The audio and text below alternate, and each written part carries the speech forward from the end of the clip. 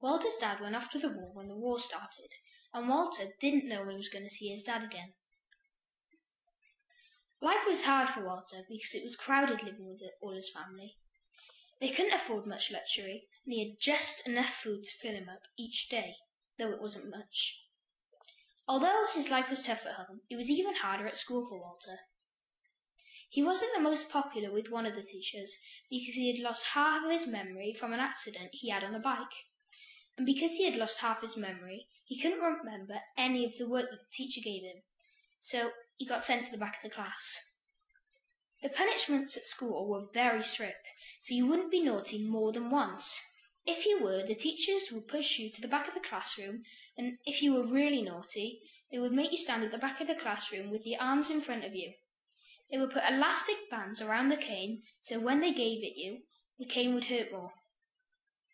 Walter was even clipped around the head with a hollow rubber pole, because the teacher saw him talking in the class. He only did it once, and he had stars in his eyes.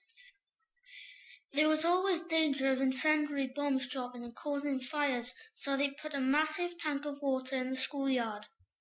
When it was hot, the children used to go swimming in the tank, so the teachers put a giant metal lid on it to stop them. In school, when you did your work, you had to use pens where you had to dip them in ink.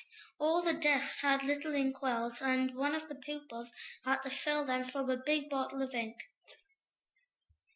For Walter, Christmas was the best time of his life. It was special. They would have chicken for dinner, and in his sock he would have an orange and an apple, a chocolate bar, and some nuts.